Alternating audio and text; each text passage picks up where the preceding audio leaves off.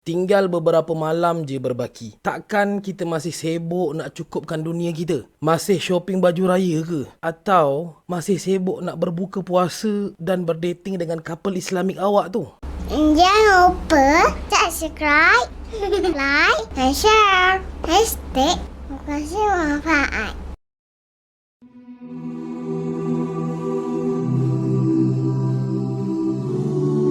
Sebenarnya, kita patut rasa sedih dengan diri kita bila kita memilih untuk menambah-nambah dosa kita. Sedangkan orang lain berlumba-lumba menambah pahala, mengerjakan salat, menggandakan amalan demi mengejar malam yang lebih baik dari 1000 bulan. Itulah, bila orang cakap kau gelak-gelak. Ummul Mukminin Aisyah radhiyallahu anha meriwayatkan perlakuan Nabi sallallahu alaihi wasallam ketika tibanya 10 malam terakhir Ramadan. Beliau menyebutkan, "Kana Nabi sallallahu alaihi wasallam idza dakhala al-ashru shadda mi'zarahu wa ahya laylahu wa ayqaza ahlahu." Apabila masuknya 10 hari terakhir Ramadan, baginda Nabi sallallahu alaihi wasallam akan mengetatkan kainnya, menghidupkan malamnya yakni dengan ibadah, dan mengejutkan ahli keluarganya yakni untuk turut menghidupkan malamnya. Para ulama mentafsirkan perkataan mengetatkan kain adalah sebagai satu isyarat kepada kesungguhan baginda Nabi sallallahu alaihi wasallam untuk ibadah pada 10 malam tersebut berbanding 20 malam yang lainnya. Ia juga diterjemahkan sebagai baginda Nabi sallallahu alaihi wasallam menjauhi isteri-isteri baginda untuk fokus kepada ibadah. Hari demi hari, Ramadan semakin meninggalkan kita. Kita pula seakan-akan memang nak sangat Ramadan pergi jauh-jauh. Tak sabar sangat nak buat dosa. Sampaikan tak boleh nak tunggu. Mesti kena dating juga. Mesti kena shopping juga. Kau nak solat, kau solat. Kubur lain-lain kot. Adik kakak, abang, cuba fikir elok. Guna akal yang waras. Pelajaran dah melangit tinggi dah pun. Mak ayah kita sibuk berdoa sementara menunggu berbuka. Sibuk hidupkan malam dengan solat dan zikir mereka. Kita sebagai anak ada kat mana masa tu? Melayan makwa, suapkan syurga haram kita tu ke? Serius ah? Malu letak mana? Tak malu ke sebagai seorang lelaki? Kau berjalan-jalan kat shopping mall sedangkan orang lain memenuhkan masjid untuk salat tarawih. Tak rasa bodoh ke jadi perempuan? Kena usung dengan pakwa kulu kile bulan Ramadan. Tak malu ke dengan mak ayah masing-masing? Couple nak, tapi bila sembang bab kahwin, pandai pula kau jawab, nanti dulu. Memang teringin sangat mati mengumpul dosa ke? Salat tak nak, sedekah tak nak, zikir tak ada, baca Al-Quran pun tak ada, iktikaf tak sempat, qiyamul lail pun tak sempat. Dah, apa yang tinggal? 10 malam terakhir Ramadan bang. Ini bukan malam main-main. Hormat orang lain, hormat agama, hormat Nabi. Kejarlah redha Tuhan. Bukan duk sibuk usaha cari murka Tuhan. Sebagai lelaki, sepatutnya kita yang usaha bangunkan ahli keluarga kita. Ajak mereka untuk salat. Tolonglah sedar yang kita ni pendosa. Dan 10 malam terakhir ini sangat penting untuk kita. Tinggalkanlah membeli belah. Tinggalkanlah keseronokan dunia. Kalaupun ianya keperluan, kita patut bersedia lebih awal pun. Semua orang dah tahu bila nak puasa, bila pula nak raya. Janganlah buat-buat terkejut sampai sanggup nak tinggalkan amal ibadah kita pada 10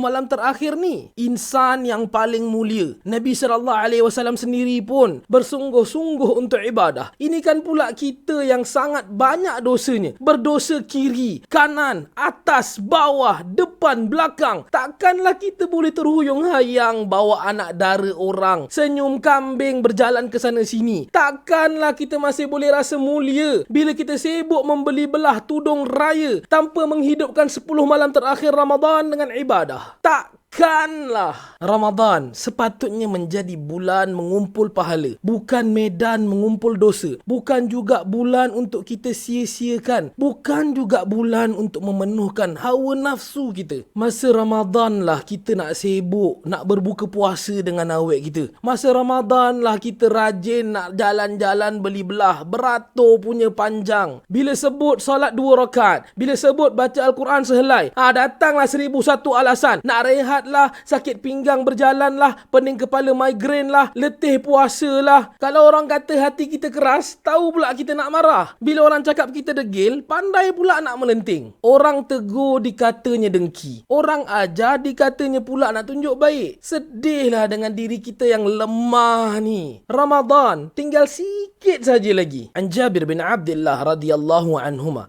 anna an-nabiy sallallahu alaihi wasallam raqal minbar.